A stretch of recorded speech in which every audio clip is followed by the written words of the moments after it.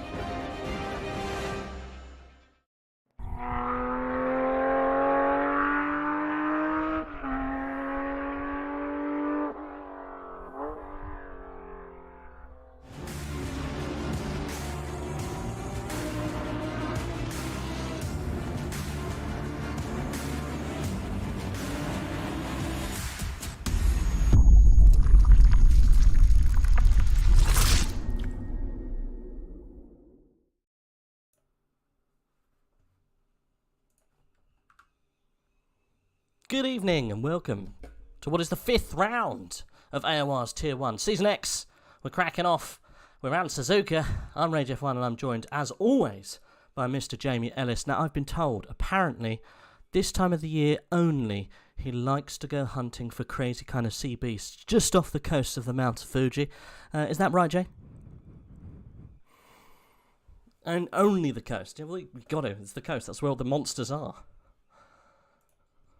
Exactly. This is exactly what I've heard. A bit like Pokemon, you've got to catch them all, I guess. Right. Black Gold Saw off the back of a fantastic win last week. Sorry, first of all, we might as well get into the business, the old meat and veg of what actually happened last week. We weren't here. I was shitting out my mouth. So, Jamie, you also weren't here either. Literally, it was all I can say is Mark Webber round Malaysia vibes. It was not good. It was not good indeed, and it just happened like 5 minutes before qualifying. So thank you very much, John Watts, for coming in and covering that, because that was it was dire straits. I'm not going to lie. However, we did have a race last week, didn't we, Jay?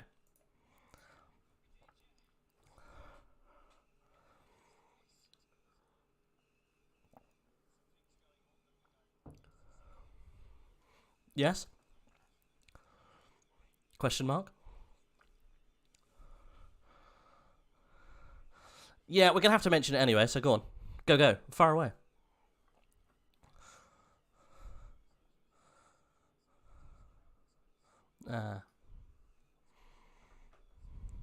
Taking advantage of such things.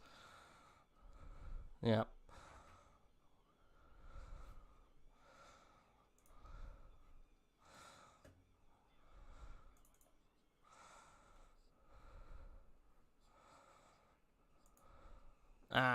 Okay.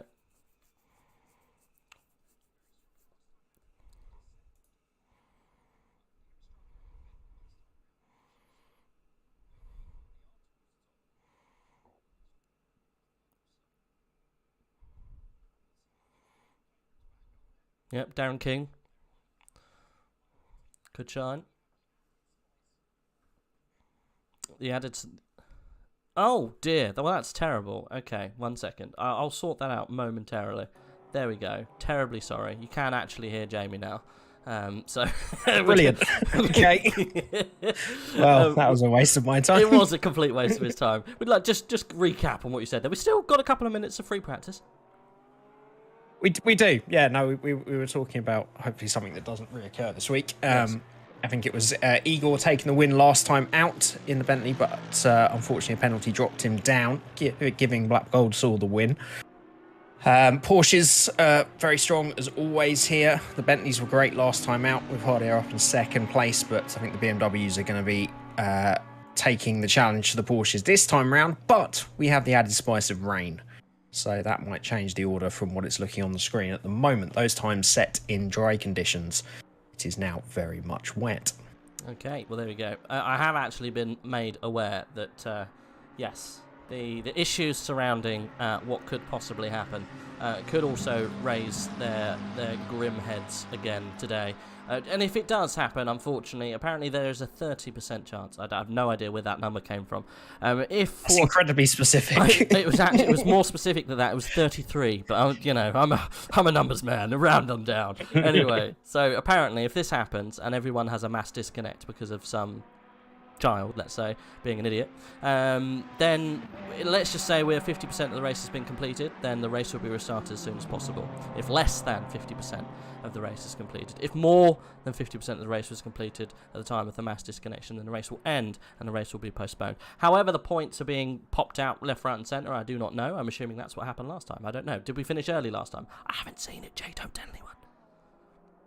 I think it did finish, but obviously I don't know how the points got dished out as taking into account what happened to certain people. Yeah, okay. So it did tick to 0 and it finished with some cars on track. It finished with cars is at least somewhere. the main thing. Okay. Unlike certain big esports events. Yeah, well, we can name them ish. You know, I heard there was some problems with one of them that apparently had some issues. You didn't want to do it, did you? No, I didn't. I got there and then thought, no, let's not go Talking there. the big balls. I retracted it as soon as I said the first letter, but I think everyone exactly knows who we're talking about. There were some issues with the rather high-profile league. I don't even know why we need to tiptoe, but No, I don't know why. I just feel like you should have. I mean, there were some issues in an SRO race, apparently. There you go. I did it. Go. Yeah. But hey-ho, whether those issues have been sorted ready for us, I don't know. But hopefully we don't have They've issue. not, but They've not, no. it's not an isolated case. No. That event. It was happening a long time before that, but yeah, reared they its need head, to apparently, find a way to prevent such things. get everything hidden for big events. Yes. Well, we've now gone over into the qualifying session. We have rolled on, we've rolled around, and we're about to go playing here in Suzuka. Let's go on board with one of those boys who has currently gone out. One of those men who's doing very well in the championship, currently sitting third. He was third place in Zandvoort. He's not currently sitting third place. He's sitting second place. There we go. Almost mugged him of a place. Trevor Wedham with 265 points. With Black Gold Saw just about taking the lead at the moment in the standings. Fantastic job in a Porsche with 284 points. It's close. And then Luke Whitehead with 249. So this is this little gaggle of cars we've got to keep an eye on. Black Gold Saw, Trevor Wedham, Luke Whitehead for the championship. But you do have some others thrown in there that could throw some curveballs. And as you've seen throughout the season, as soon as someone has a DNF or a bad race, it really does throw many cats among many pigeons of some kind. So Jardier, 215 points in 5th place. Valentin Barrier, 4th place with 231 points. Jura Petrochenko, fantastic form from him. 6th place at the moment, 215 points as well. And then you've got Igor, the Russian, with 201 points. And then outside of that, Grantas Caracas, just below 200 points. And we've got Marcin Olyars and Hugo Merlers rounding out the top 10. But yeah, these are the ones we need to watch for the championship at the moment. It could go any which way. Black Gold Saw, Trevor Wenham, Luke Whitehead. Anyone could be up for discussion. Darren King obviously didn't come well out of the issues that we had at Zandvoort. Whereabouts was he last time? Can't quite see him on the board. It was 24th. He was 24th. He finished the race. But yeah, look at all of those DNFs. Yeah, obviously something went wrong, didn't it? But never mind. Black Gold Saw, Chardier, Trevor Wenham came. Yeah, the BMW wasn't great last time out in Zandvoort. They should have a much better chance of it if it stays dry here, and I think they'd be pretty decent in the wet as well if we do get some rain in the race. Yes. So a good chance to cover some points. But yeah, 4 different winners from 4 different races. It's as open the championship as you could possibly want. It literally is. I didn't realise that statistic. However, those guys who are at the top, each of them in the top 3 have had a podium apiece. It just looks like Black Gold Saw's got a little bit more of the rub of the green than the other guys, with a 2nd place and a 1st place. Trevor Wenham's got himself a 1st and a 3rd and a 4th. That's why he's sitting in 2nd to Luke Whitehead's 1st and 3rd. He got a 10th and a 12th place. So a couple of bad performances for him. Obviously we saw the 10th place in Spain. Brilliant recovery.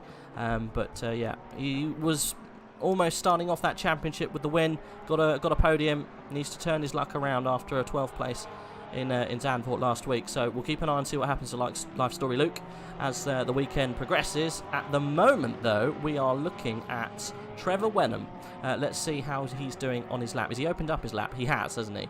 We are going... He has. Yeah, he's been a bit scrappy through the S's. As he loses it through the first Egner there, just about held on to it. He went off on the on his out lap as well, so I'm not quite sure what's wrong at the moment. But you know, there's plenty of time to get a time in, and that track is completely green as well because of the rain at the end of practice. It's washed all that lovely rubber off the surface, and these guys will be probably just struggling with that grip at the moment. And the best times will definitely be set towards the end of the session once it gets some rubber down. So they're just sort of tiptoeing their way around at the moment on a completely different track to the one they experienced at the beginning of practice. Yeah, we are completely green. You're right. Actually, I didn't notice that. Green track because of the conditions we had in practice. Interesting. Well, okay. Trevor Wenham coming down to 130R. Does he lift? I think he will have to. I'm very surprised he didn't. There you go. Braking for the 100-metre board down through the little chicane here before we come into turn 18 to round off. Wow, this is called Casio Triangle. Never knew that before. They're great watches, I presume. Are Japanese. So. Yeah. Well, there we go. That was a time. 159.4. Scrappy, you say? So we'll probably see Trevor Wenham. Scrappy, Liz. You said exactly That's incredibly that. quick. You said it was. No, I said scrappy, but it was incredibly quick still. It was. 59.4 is pretty much almost the best we saw in practice. So straight on the pace. Scrappy, but right there apparently. I won't tell him that you called him Scrappy. I mean, you were seeing the same car I saw. He nearly went off the road and then lost it through the Degners. Obviously kept That's the not pace. scrappy, then I don't know what is. Just scrappy for Trevor Wenham is a 159.4, half a second clear at the moment as Inostroza goes up into second place, also in the Porsche. It's quite a gap back to the rest of the field at the moment. Yeah. I'm watching currently Luke Whitehead with the GTW Esports team. He gave me a new livery to load on for him today, which I did with the nicest of kindness. But he looks like he hasn't actually picked the right car to race with because the livery's not showing as it should do. So Luke, get your livery sorted, buddy. He's just got a blue and black car now. I'm sure it should have some special stuff on it, not just what we can see there. So yeah, apologies for that, Luke. You'll have to maybe update us on the correct livery for that car. Crossing the line then, Life Story Luke, where does he put himself? Going second place with that. That's 159.8. Yes, it was, just about. Splits Trevor Wenham and Angel Estrorosa. Darren King putting in a time as well there. 2 minutes 2. We've got a big empty chasm at the top here, Jay. Yeah, and Trevor Wenham just making me look stupid. Scrappy lap that's scrappy, half a second clear, but it's the Porsches once again dominating early on. We'll see if some of the BMWs can maybe get involved in that top group. So, as well as I'd imagine the McLarens would be fairly good around here. Petchenko, Dimitrov, Caracas, maybe you can see, and Dietrich, who does go up to fourth place then, gets himself within a second, and Petchenko goes into third then. So yeah, McLarens are challenging. Indeed. It's only a tenth off the front row of Luke Whitehead at the moment for Shevchenko. Another good challenger. We should be talking about Darren King. 3/10 up. Angel Instro. Oh God, I can never say his name. Should we just call him Angel? Is it Angel or is it Angle? Angle, Angel, Angel. Inostroza. Inostroza. I don't want to butcher it anymore. He's 4/10 up, and he's gone second place. Good stuff from Angel. The man I was saying to look at the moment, Darren King, lost all of his time going through Casio, unfortunately, but it does put him 5th place. So Darren King making moves in the BMW. You said that it would be good here today. You haven't disappointed in that area. Luke Whitehead 4/10 up though, Jay. Yep, he needs that, and he needs someone to start challenging Trevor Wenham towards the front of the field. 4/10 would be almost enough right now, but I think we're going to see all of the pace right towards the end of the session. I wouldn't be surprised to see the pole time well into the 58s by the time we get to it. It doesn't mean you don't want to get those bankers in as early as possible. No, track is fast. Luke Whitehead, not as fast as we think. Oh, 2,000ths off the time. Or is it hundreds? It doesn't matter. It's pretty close. 200ths off Trevor Wenham. Just goes how scrappy his first lap was. It wasn't. It was absolutely fantastic. I'm dying on that hill, aren't I? You are Thank properly you so dying. much. So slowly you push you more onto your own down. Well, someone else must have seen that in chat. It was parts of it did look scrappy. It looked somewhat It's just scrappy. he's a demon. Through the deck now, I'm not going to lie, it did look somewhat scrappy. I'll Bring fall the on neck that. of it. What it does just like say you. Yes. is that he has a lot more time to find with yeah. those mistakes. 100%. As I think a lot of people do. But yeah, look, definitely getting Trevor Wenham's attention with that lap, I'm sure. Yeah, Liam Byrne currently in the Ren Welton Esports youngster team is currently running around in a Honda, if you will, with a couple of tenths in hand. So we'll keep an eye on him. Darren King also with 3 tenths in hand. So we'll watch out what happens with these. It's just good to see a Honda performing so well now. The 424 car doing very well. I love that livery as well. A nice blue and orange number. McLaren vibes. Yeah, absolutely. But, are we hoping to impress the home crowd? Do you remember in the Hondas? Japanese GT series when the McLarens were absolutely kicking ass? Back in the day of JB and such. Was it Japanese GT? Super 500. Super 500? Is it Super 500? No. Super GT, Something wasn't 500. Super GT 500. it? There were two classes. There were 500 and 300s. The 300s were sort of a slightly specced up GT3s, and then the 500s were GT3s on absolute steroids. But yes, it was a Honda. It was a Honda, and JB was behind the wheel. He was. He was indeed. Right, I'm not too sure how Leon has kept this lap together. He's a 10th up. Unfortunately, he's lost a few. He hasn't been able to. He's actually on the bubble now. Unfortunately, he's losing a few more as he comes down towards the line. This will improve him, though. If he can keep it together, he should jump maybe Samir Foch in the making. Let's see what he does. Crosses the line. Unfortunately, it's actually it's exactly the same time as he did before. So no improvement for Leon, unfortunately. Never mind. Well, what's going on out and about there? Lots of people in the pits. Gert Fischer currently on a lap at the moment. He's a 10th or so up for the Butterfly Effect Esport team. Yeah, we've had a few big improvements. Darren King has got within 2.5 attempts to move that BMW up into 3rd place. Kuhn has got himself involved into 4th place in that Porsche. And our showing some Audi pace as well, up into P6, only half a second away now. So that gap up the top starting to close up a bit, but we've still got a lap to see from Trevor Wenham to see what his real pace was when he's not so scrappy. Not so scrappy after all. He's not actually put the pace together yet, and his teammate also, probably running around a very similar looking car, hasn't also put a lap together just so much yet. Where is he? The BGS. He is also down in 21st. Yeah, not putting the times together now, unfortunately, as we thought he would. You can see him in the back of the screen there as Trevor Wenham comes across the line to start a lap. I'm starting the lap on the wrong side of the track. To go even quicker with a 59.0. It was so he's pulled out an extra 2 tenths. You see, I was looking on the timing screen. I couldn't see those tenths. For whatever reason, he wasn't registering, so I'm not too sure what was happening there. But yes, we were talking about BGS currently.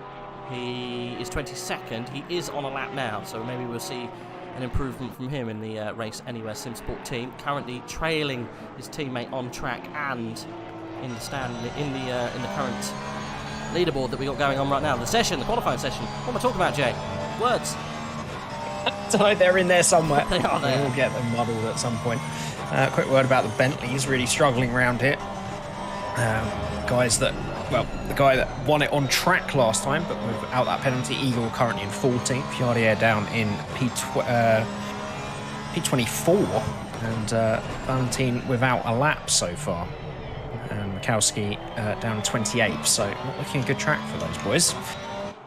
But they do seem to pull laps out of their arse in those Bentleys, even when they're struggling. So we'll see if they can get themselves towards the top 10, because Valentine and Hardier are definitely championship contenders if they can find a track out of the final 3 that really suits that Bentley. Yeah. So it'll be damage limitation for them today. Talking of damage limitation, Luke Whitehead knocks a couple of tenths or hundredths off his time against Trevor Wenham. Comes across the line with a 209.2. We're not seeing the improvement that I thought we'd see here, Jay. It's fast at the moment. not seeing those fast laps that we thought. Getting down into the 58s possibly might be a bit of a tall order. Still got 2 minutes left on the board. Luke Whitehead did improve there. Grantis Caracas currently on a very good lap here in the McLaren. I think he's, whereabouts is he? Oh, he's just getting past, I think that was maybe Apple, the Apple man himself, the 29 car coming through the Casio and down towards the line here. 2 tenths in hand for Grantis Caracas. That should put him nicely inside the top 5. Let's see what he can do with this. Across the line for Grantis. And it is just behind Kun there. P5 for him. That was a 1:59.7 with the McLaren. Nice improvement. Yep, gets himself in the picture. Only a couple of laps left for these guys. I think Trevor Wenham is done. He found an extra 10th to move himself into the 58s, 58.9, but abandoned the lap at the first corner, I think, because he's probably out of fuel and he won't have time to do another one. So that is his effort. That is the benchmark for the likes of Luke Whitehead, Darren King, Kun Caracas. Black Gold Sort is into the top 10 now, but we'll want to be a few more places up than that, I would have thought. And I wouldn't count out some of the other McLarens, maybe Petrchenko, Dietrichs, and Bauer in the Audi I'd keep an eye out for as well. They've got improvements in them, I would feel. They have got, I think, a little bit of time to find. Luke Whitehead currently chasing Bauer in the Audi. He's found some time. 3 tenths here, Jay. We could be on for a change of the lead here. Luke Whitehead right in that slipstream, getting sucked down the back straight. We're going to get a change of the lead, I think, here. It's going to be incredibly close. It does change with 200 spare. Trevor Wenham, unfortunately, gave his best, but it wasn't good enough for Life Story Luke. He takes the lead provisionally in this session. 40 seconds to go. He'll get another run at it, but he's got that Audi in front of him. He's got to try and clear him if he can, or use him as a little bit of a pull down the back straight. Darren King got a couple of tenths in hand himself there as he leaves the Degners. What a change. Change of the guard. Trevor Wenham in second place, but still in the front row as things stand. I don't think we'll have a change at the front too, but we are having changes around the grid as it stands at the moment. Gert Fisher on an improvement. Grantis Caracas also on an improvement at the moment with a 10th in hand. They've all got a 10th or so. Black Gold Saw goes 6th place. Yeah, some improvements. Yeah, Bauer up into 4th in that Audi. Did find some more time. Yeah, Trevor Wenham just didn't develop through the session as much as Luke did. And he only found about half a second through it, and Luke, with that final effort, managed to get himself up there. He's now in the pits, so he won't be going again. Caracas is over the lines. He's all done. Darren King, he said he had a couple of attempts in hand. He's just got 3 more corners to negotiate. He's going to have to find a big margin to trouble those top 2, but I think if he can secure that second row, he'd be happy with that. Yeah, I don't think he's going to threaten with that. He's got a 10th in hand. Took so much curb going into the Casio. Darren King, I think, is going to finish 2 tenths or so behind Wenham, but mighty qualifying from him there. See what happens in the race for him with that BMW. It should be a good old run. Bauer, then, I think, is out on a lap still. He's on the bubble, no improvements. Actually, he's down on his time. Not too sure what he's doing, still out. I think that's about it, Jay. Jura Petrchenko, whereabouts is him? He's going down towards Spoon, I think. Not sure if he's going to get any more time in. I think we're all done, really. At least we're all done for the top 5. And Bauer potentially, although you said Bauer was down, didn't you? Yeah, I think Bauer's a good... He's actually gone into the pits now. Yeah, he is properly down. Jura Petrchenko is on a lap at the moment, but it's no improvement, nothing lost. Angel goes up into P9 in that Porsche. Yonka's up to P11 then, as he crossed the line. Dimitrov up into P10. A very late effort there. Some late improvements from the McLarens. Either of the Bentleys of Cardier and Cardier's over the line. It is just Jura who we're on board with at the moment with the improvement. Can't see a time improvement. He's right on his time. If he's just about up, let's see. He's really close to the pit wall. Does improve slightly, but doesn't improve time. P10 for him, unfortunately. We are all done. And there's your grid for round 5. Fantine did find a very late improvement to be the top. Bentley actually up into 15th. Oh, yeah. Still not great, but for the Bentleys, yeah, it's fairly decent. Our current, I think, 6th place man in the championship. Yeah, it obviously doesn't work too well for the Bentley, this one, does it? Well, a sprinkle of rain for the race, you never know. And it does look like, if it's not wet already, it might be. It's damp. We're going to have a damp start here, Rage. No rain forecast for the first 30 minutes, though. Oh, goodness. Okay. Damp start is definitely not what we want. Why can't I go into the drive? What's going on here? There we go. Perfect. Brilliant. Got stuck in there, stuck in the old system. Okay, well, let's go through the grid that we can see at the moment. Obviously, you know, your current pole sitter, Luke Whitehead, currently in P1. He's joined on the grid by Trevor Wenham. This is going to be exciting. 2 Porsches at the top end. And then we've got what looks like a little bit more of a mishmash of manufacturers going back from the front row. Second row of the grid will be Darren King and Grantis Caracas. 2 fighters, definitely. We'll see what happens with those 2 boys. But it's BMW versus McLaren. That should be an interesting fight. Third on the grid at the moment is Valentin Bauer and Matthias Kuhn. Again, both in different machinery, in an Audi there and a Porsche. And then again, more machinery mashing together. 4th row of the grid is Gert Fischer and Black Gold Saw.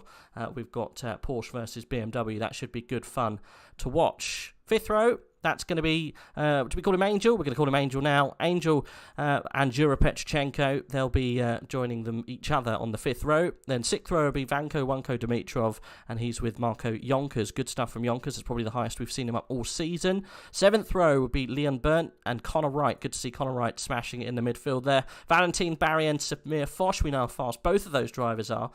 They will be on the 8th row of the grid. Hugo Merlers and Just Perret. Good to see just a little bit further up this time. We're not seeing very much from him. Calcifer is his name on Steam. He's a big man in the F1 scene. Switch tack over into ACC, and he's absolutely smashing out the times here. He was a contender one day for the F1 Esports Pro scene, so he is definitely one to watch as a development driver. P18 for him. He's joined Hugo Merlers there on the 9th row of the grid.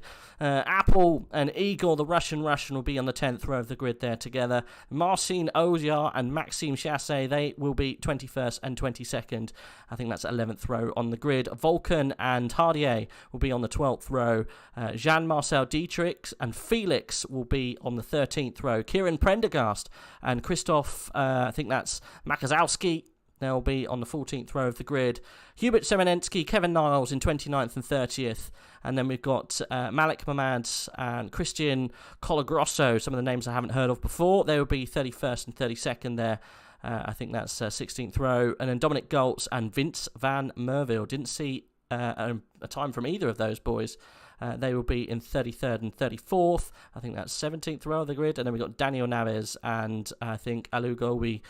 She'll be starting at Plum last, unfortunately. But hopefully we can see an improvement from the number 50. Let's see how well she can go today. Any standout performances there, Jay, do you reckon? I'm just doing some squirreling investigation. You do love a good squirrel. Just wondered if anybody might try and start on the wet tyres, but I think it's going to dry up so quickly. It looks like they're all on the dry tyres, maybe with some slightly overinflated pressures to get them working. I don't know. I fancy Darren King on that second row. I think that the stability of that BMW is really going to help in the opening few laps. Those Porsches are going to be pretty twitchy in the damp conditions. They have to watch those rear ends. And Bauer would be my other shout. I think those two could trouble those Porsches early on with the stability of those cars. Especially the Audi's fairly good in these damp conditions as well. But we need someone to get involved with those Porsches, right? Yeah. Don't count out cracks on that second row as well. See if they can send it while those Porsches are trying to get their tyres working. It looks like it will dry out very quickly, obviously, with no rain forecast for the opening half an hour. So we'll see if people decide to go for trying to get the tyres fired up straight away with some overinflated pressures, or whether they'll keep their normal pressures and hope it comes to them towards the end of the stint. Yeah, just talking from at least previous races, but look at those two Porsches going toe-to-toe, playing mind games already. Just from experience with these guys, the Porsches can get that tyre switched on straight away, they're going to be ones to watch, but one of those bigger cars like the BMW of Darren King just in the background, you never know, they might be able to get them turned on just a little bit quicker and could cause upsets for the first couple of laps. But I think once these cars have settled, especially those Porsches, I think it's going to be very, very tough to get past them in changeable conditions like we've got here today. Greasy is the track. I think they're going to be pretty slippery, to be honest, but if anyone can put them under pressure, it's going to be Darren King and Grantis Caracas back there in 3rd and 4th. Yeah, the stability is going to really help them with the confidence in those S's in the first few corners, but I think you're right, as soon as the Porsches have a lap or two under their belts, they've shown the speed all throughout qualifying, that it should be easy game for them. So look for some aggressive starts from that 2nd or 3rd row to try and put them under pressure early on. Yeah, we'll see. If I was Darren King, I would go all kinds of aggressive, I think. See if they can maybe make a mistake a little bit further back.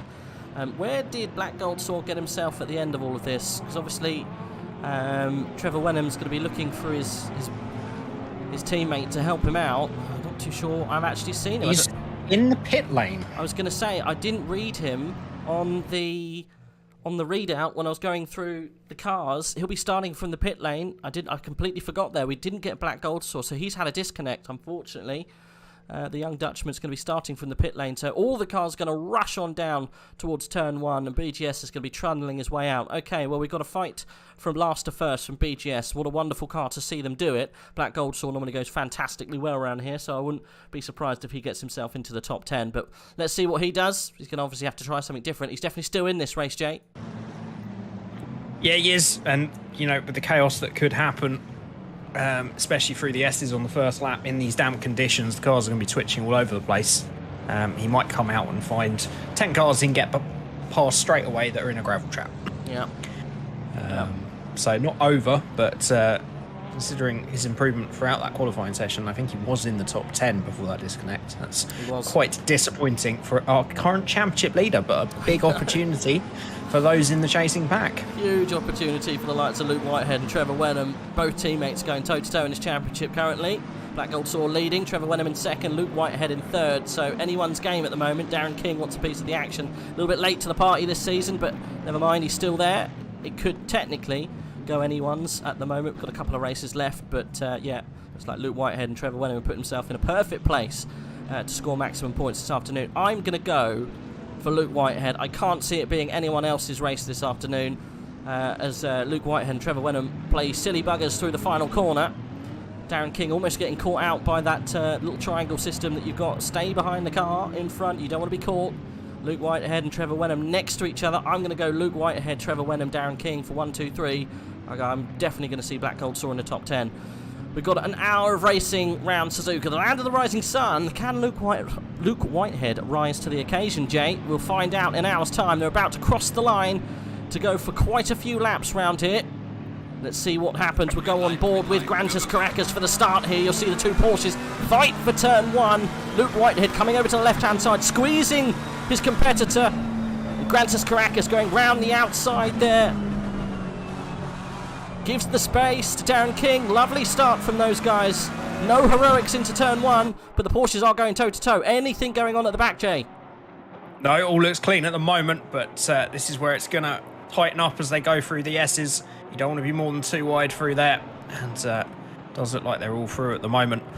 And yeah, those Porsches fired up straight away, and rather than fighting in front, Darren King and Caracas were actually fighting each other, which didn't help them. And Bauer's made a really good start. He got past Caracas through the S's, then up into 4th place in that Audi. We had a car in the barrier in the final S there, Jay. Didn't see what it was. It looked like a Bentley to me. I'm not too sure who that actually was as the grid shuffles through. There is Mikowski and Hubert in the Honda, unfortunately. Yeah. Both had incidents early on. Semenensky, I just saw with the slight issue. We're going toe-to-toe with Trevor Wenham there. Looks like he might have got past Luke Whitehead as they bump draft them way past the hairpin down into 12 as they approach Spoon.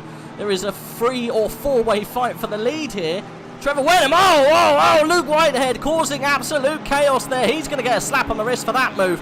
And there we go. It's happened already. Darren King makes the move into first place. Grantis Caracas goes with him. Luke Whitehead, unfortunately, missing out the bump draft. That was Lando Norris, Max Verstappen-esque, but it definitely didn't turn out well. For unfortunately Trevor Wenham getting absolutely smushed off. Valentin, I think, no, sorry, it's Bauer getting pushed off to the side by Kun there. Oh, Jay, what do you say about that? Don't know, I have to see it again as we've got a Ferrari off in the background. I think that might be Foch or... It's Clown Fiesta, Merles. is it black?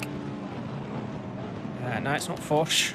So I think it was... Oh, there's all kinds of chaos at the back as everyone else is getting caught up. Oh, no. We've got McLaren's off. Left, right and centre. And there's a couple of places for black goals. So I don't know, I didn't quite see it. I was about to comment that the Porsches really were starting to struggle in that second half of the lap with traction, and Darren King suddenly started going on the offensive, and I didn't see the moment between the two Porsches. I saw... There we go, we're seeing the action going into 130R. Sorry Wenham go off. It looks, it's all right. Hugo Merles looks like he got caught up in that. Is that Jura Petrochenko there? I'm not too sure. The Porsche, the McLaren with the livery, the green livery. No, it's Jean-Marcel Dietrich. Kevin Niles looks like he got caught in that as well. Dominic Goltz also getting caught up in that. Lots of cars driving through. Yeah, there was an incident from Spoon to 130R. Looks like it caught a lot of drivers out, unfortunately. We go back to the racing action then. Darren King currently in the lead from Grantis Caracas, from Luke Whitehead, Matthias Kun, Bauer, Fischer, Jura Petrochenko, Trevor Wenham in 8th place. Yonkers managed to get himself into 9th. And then we got Angel in 10th, Wanko Dimitrov in 11th, Connor Wright in 12th, Burnt in 13th, and Perek there in 14th place.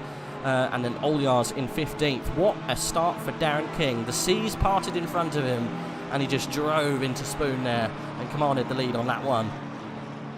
It was the second half of the lap, as I said, where those Porsches were really actually struggling in these greasy conditions. Newsflash on the weather front. We have rain now in 30 minutes. We do. So that is going to be when the guys are looking to pit. Is it a pit window in this? I don't think it is. I can't remember. No, but no yeah, pit window. It was Merles that lost it before 130R on that straight. And as you know, they're all completely flat out. And that's what caught everybody out, I think. There's one car spun in a flat out straight, and half the grid just couldn't avoid it, unfortunately. Hardier was also caught up in that. He wasn't having the best race anyway, but is now at the back of the field on his way back out. But yeah, Darren King was really firing up the car in that second half of the lap, and I think he would have been a threat for the Porsches even if we didn't have that contact between Luke Whitehead and Trevor Wenham. But we'll obviously see what the stewards think. Live stewarding in AOR Tier 1, so we will get a decision on that. There's an almighty fight going on for 4th place at the moment. We're watching it from the rear view of Luke Whitehead. We're seeing Kun going toe-to-toe with Bauer, Fischer getting caught up in that as well, looking to try and make moves. Looks like Kun got overtaken, or at least went for it into turn 1, didn't come off. There was a little bit of tussling, trading paint, but yeah, it stayed 4th, 5th, 6th. Fischer looks like he wanted a piece of it, but never really got the nose in. Yeah, I'd keep an eye on Bauer here. He was another one that really fired his tyres up in the second half of that first lap, and actually really lost out from the contact between the Porsches because he was up into 4th place and had to back out of it to avoid contacts, and got, I think, passed by Kun and maybe Fischer as well, but he's got back past the pair of them, and we'll see what kind of pace he's got in that Audi now to try and chase down those front three.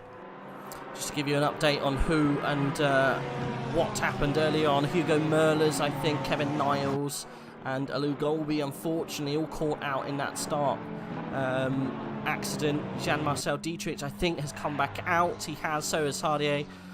He is back out, and he's actually he's racing. So is the Apple man himself. Is that, it is? Yes, it is. Yeah, Joris Apple, he's currently leaving now.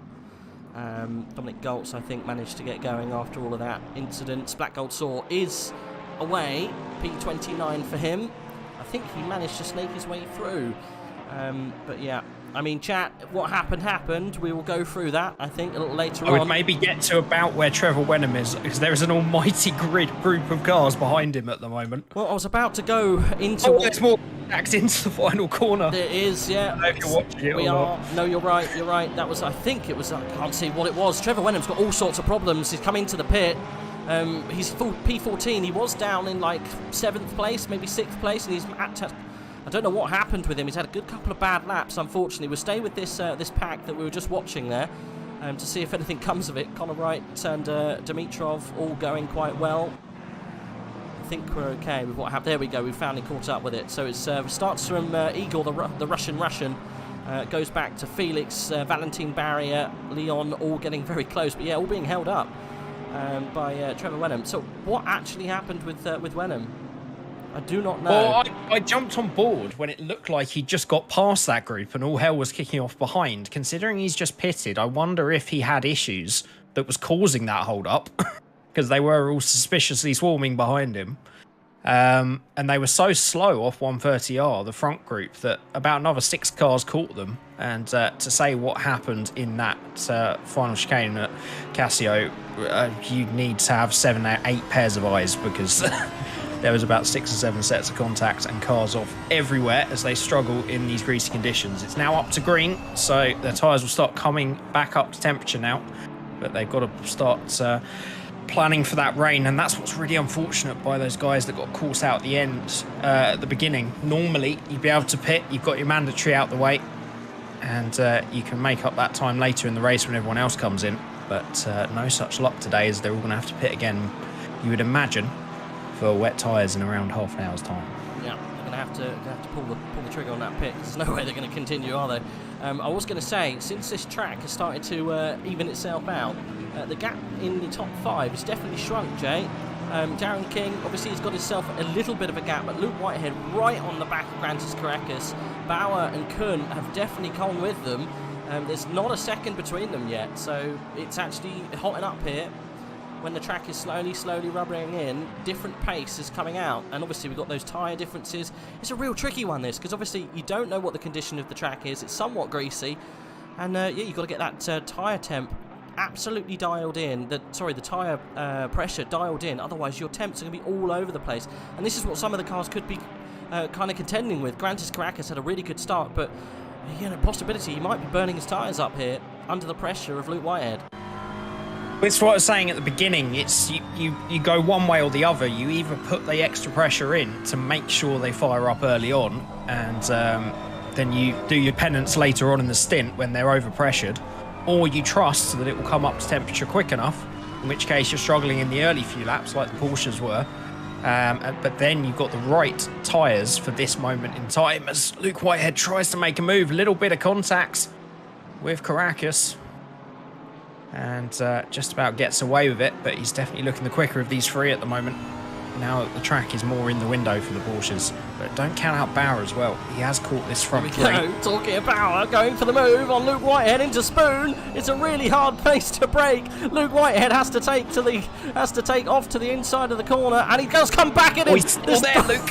He's still there. Luke Whitehead is the raciest man I've ever seen in GT3 racing. Virtually, of course, absolutely fantastic driving from Luke Whitehead. He stayed on the outside of Spoon and didn't lose any time and came back. Have you ever seen that before? He judged it to perfection. Bauer tries to fire it through 130R, gets it completely wrong, and will now come under pressure from Kuhn. He's going to look around the outside of Casio, gets that all wrong, tries to cut back underneath him. All that's done is put himself under pressure from Fisher behind.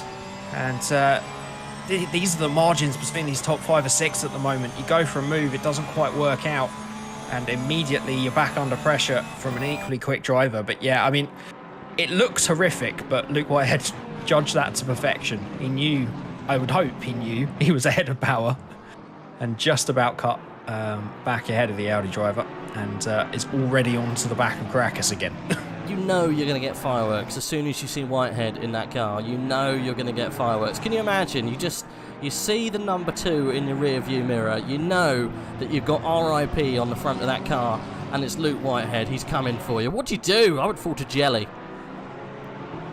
Oh, all us mere mortals would, but these front 2 have just got to not panic, put the car in the right place. I mean, a lot of it's not been his fault, but Luke Whitehead's not had the cleanest season so far, despite probably being the quickest driver over all 4 races. Obviously didn't see too much last time out.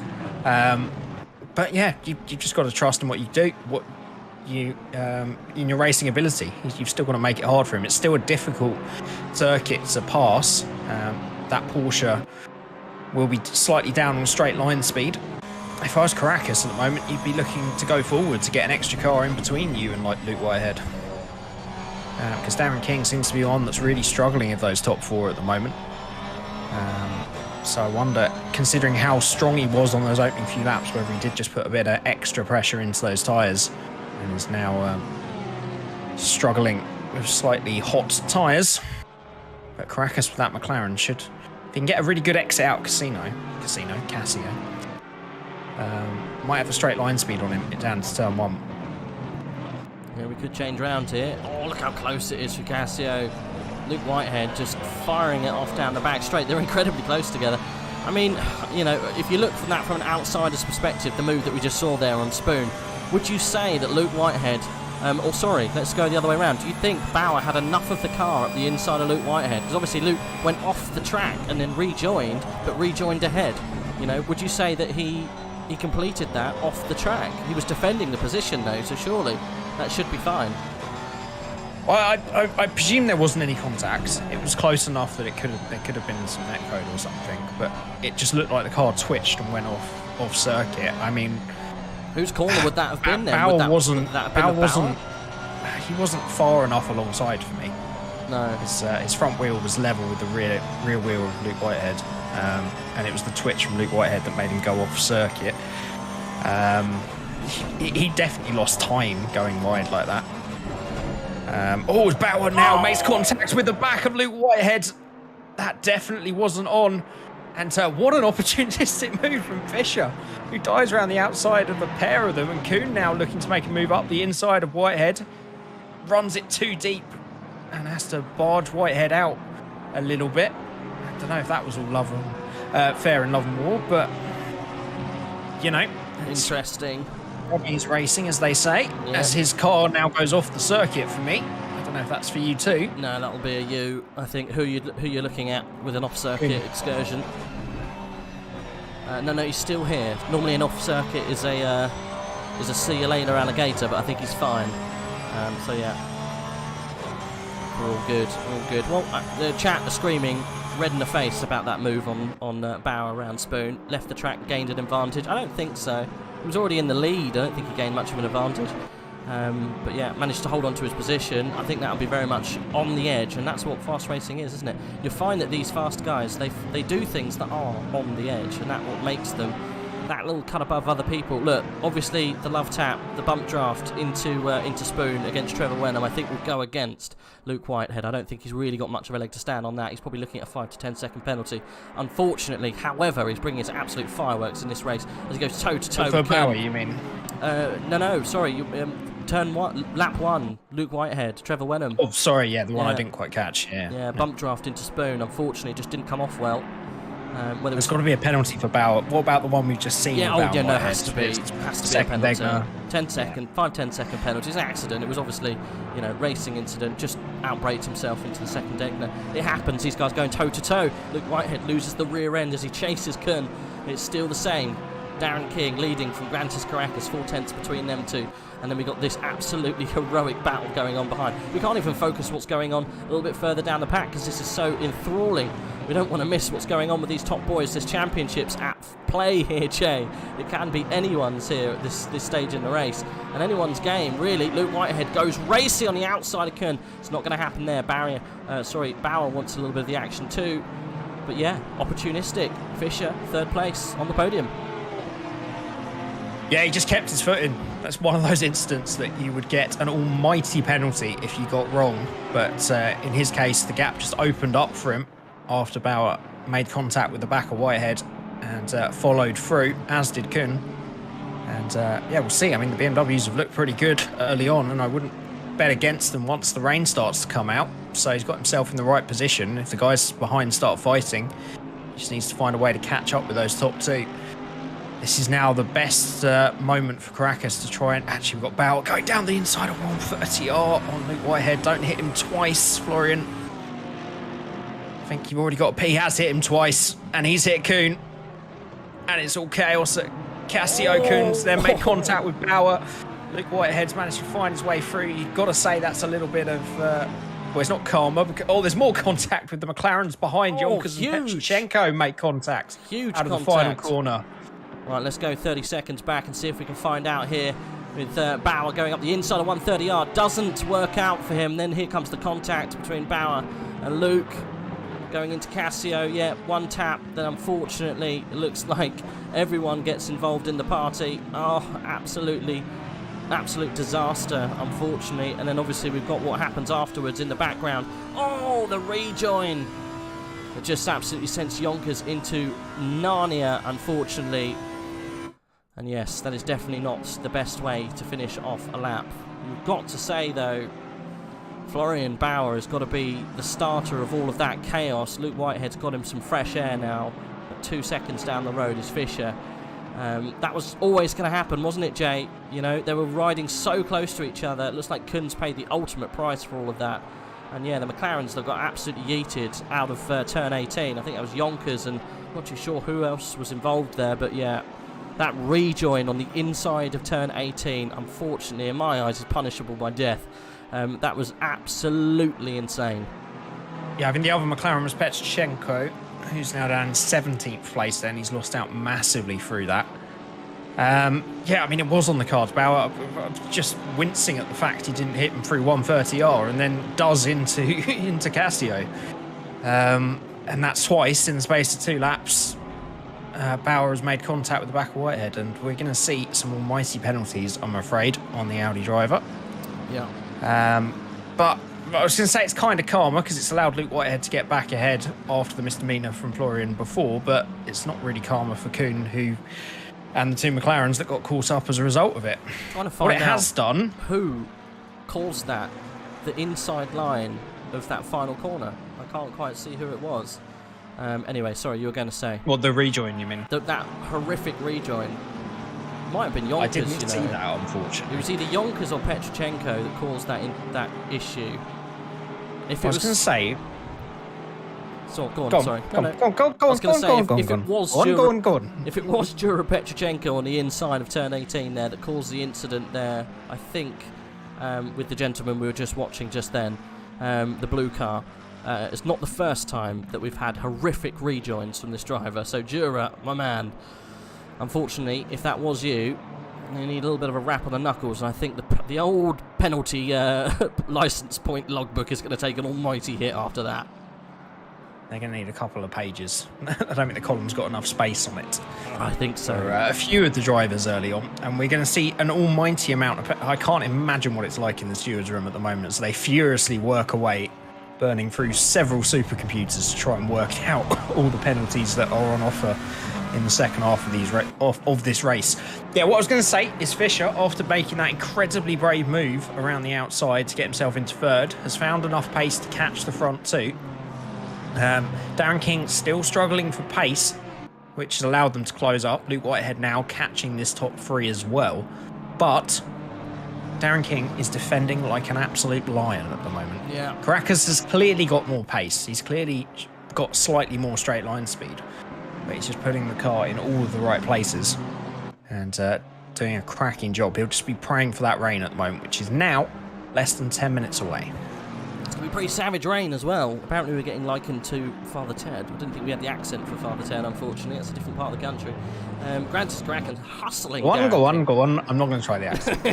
Go on, Father. You know what That's I'm how like. It goes. There you go. I heard you were a racist, Father.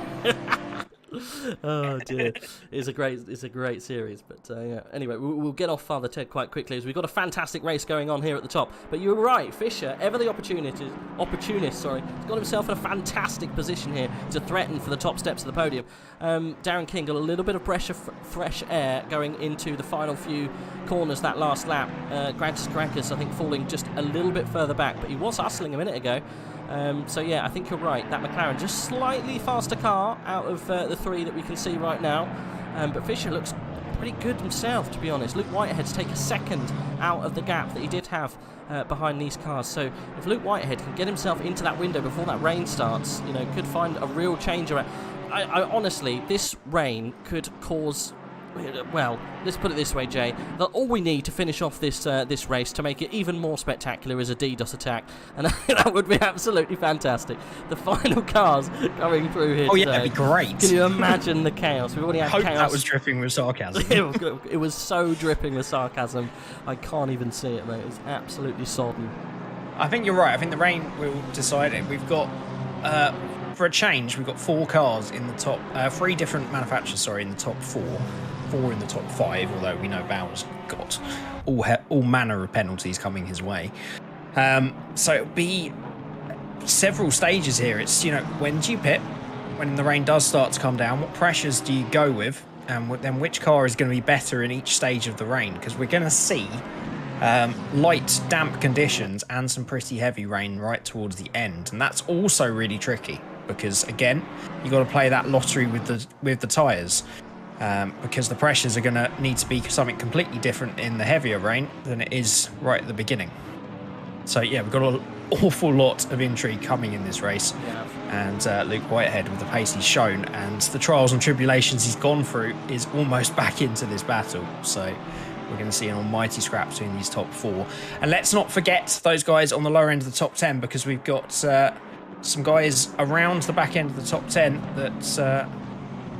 could really do some good points and show some good pace towards the end. Eagles got himself up to 11th now. Felix Hacker up to 12th. Just Parrick, you were praising his improvement in qualifying. He's now up to 13th. Barrier in 14th. And Connor Wright, we haven't talked about, also doing well in that other BMW. And he's in that fight at the moment between Yonkers, Dimitrov and himself then. For 8th, 9th and 10th. No, 6th, 7th and 8th. But yeah, it's the front 3 you can't really look away from at the moment. No, you can't. I was just about to say the fight is still on between these 3 guys. It hasn't halted, unfortunately. Luke Whitehead has cut the gap in half last time we spoke to him. That's got, what, 2 laps it's taken him to get onto the back. Fisher, and he's literally right on the back. And look who's in the back of the picture as well. You've got Bauer there, back into this fight. We've still got an absolutely fantastic battle to get through. So I really hope that we get to the end of this race, because it's going to be one to watch and one to keep an eye on. Luke Whitehead going for more moves there on Fisher. I don't think he's got enough in his back pocket to get a move Darren done King, there. Yes. Very wide out spar, well, the spoon, out of the first part of spoon. I'm still thinking of SRO. And Caracas, I thought he'd have a better run, but that BMW's getting really good exits. Got that car set up quite nicely here. Caracas tries to fire a bit more through 130R. He might think about it round the outside. Darren King defends the inside just enough. He's defending really well. He didn't overly defend there. That just showed enough of his car. It might put him up a little bit of an issue as he goes weavy down the back straight. Oh no, the way he did it meant that he really opened up the second part of the chicane, which gave him a really good exit, and it's actually Caracas that's come under pressure. Oh yeah, you can see.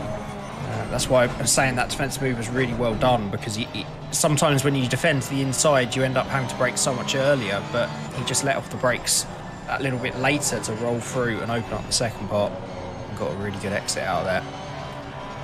But, I hate to say it, Jay, it's about this time. Normally, we might see those dreaded red markers come up on the right-hand side of these drivers' names. The penalties are slowly being sifted through, but I reckon those stewards that back at AOR HQ they've got far too many things they need to be looking at, because there's absolute chaos going on this race so far, hasn't there? I've got no idea what's going to happen towards the end of it. A little bit scrappy there from Grantis Caracas through the second Lesmo. Manages to hold on to it, didn't lose too much time, but this BMW's got such good drive off the corner. It's really, really hard car to attack on the exit. It might have to be a last late lunge up the inside to get the move done, because it's so stable on exit. Yeah, that's the thing. And the McLaren, I think, just has slightly more top end speed, but it's no good if you lose that all in the exit. And You see Darren King goes a little bit wider in the first part of Spoon, which compromises him, but then really opens up the exit for him. Although Caracas got a much better exit this time around, but I think the fight's probably behind as Luke Whitehead's looking to make a move on Fisher. Did think about getting alongside, thought better of it. He might look for a move in to Casio instead. He will look to the outside now. Going to have to go the long way round. Will Fisher give him space? Clatters the inside curb, doesn't run out wide. Luke Whitehead judges it perfectly. Well, I say that. There was a bit of contact as he opened it back out the second part of the chicane, but he has made his move up into third place, not without more damage to that bodywork on that Porsche. Poor Porsche. Which is through the walls today, isn't it? Yeah, they're going to need another can of paint at the end of the race for that Porsche, but he's got the move done. He's shown great pace, so we'll see if he can get involved in that front battle now. Yeah, well, I think chat's shouted it already. It's going to be about the dry to wet transition. When are we going to see those spots come on the in front of these drivers? When are we going to see that transition? I think we should jump down to what's going on a little bit further back. We've got Conor Wright all over the back of Grantis Caracas' teammate. Who is that? That's Vanko Wonko Dimitrov, currently holding on to 7th place, the number 70 car. This is the best we've seen of Conor Wright all season. It's good to see him back in the fight. This BMW is obviously coming alive here today in these conditions. Here we go. We've got rain, I think, Jay. We've got rain. The wet stuff is coming. Yep, it's there. So I would expect most of these guys to do one more lap, but we might see a few risk it on this time around. But yeah, Conor Wright did really well. Was it Bathurst? No. He had a good race where the BMW was strong last. But to the old bits and pieces, where is he? Mr. Conor Wright. Conor Wright, he did P15 in the old Bathurst. He's at the 32nd, the 24th, 15th and then 18th place. I think he was right up there in Bathurst and then got... he was involved that mighty battle with Kuhn and someone else, and I think he lost out quite late on with some incidents. But he showed good pace there, and he's doing that again now. So the first cars will just be getting to Casino now. They do. They're all nose to tail the top 5. So as they flash past them, it's Greasy J. It's Luke Whitehead that's going to pull the trigger then. He's coming already. It's the one. Oh my goodness. He wants to get that jump. I wonder if this will be a little early. And, is anyone else coming in? Looks like the only one. No, there's... yeah. Barriers in. Deciding to pull the pit straight away. Well, those a bit further back. Might as well give it a go, right? Yeah, definitely. BGS, unfortunately, had a very lonely race today, unfortunately. Right. Well, yeah. Let's see what these top guys do.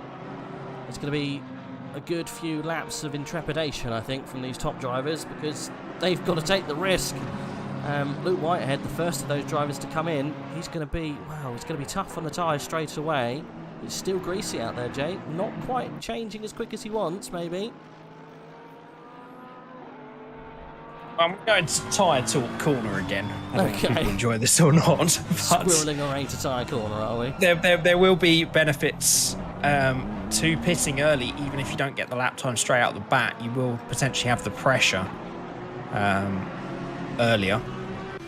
But again, he's probably going to have to overpressure them to get them working straight away. But you know, his tyres might be hot and ready to go by the time those guys come out. So even if he loses a little bit, as Darren King and Caracas, go very wide in Spoon. And who's it? It's Black Holsall that's actually holding him up a little. This can't be team games, can it? Surely not. Trevor Wenham's miles away. Definitely not. Oh, it's Trevor Wenham, isn't it? It's not. I thought he was Luke Whitehead's teammate. It's not. Of course, it's Trevor Wenham. He lets them pass. Black Holsall would never play those games, would he? Never. Never.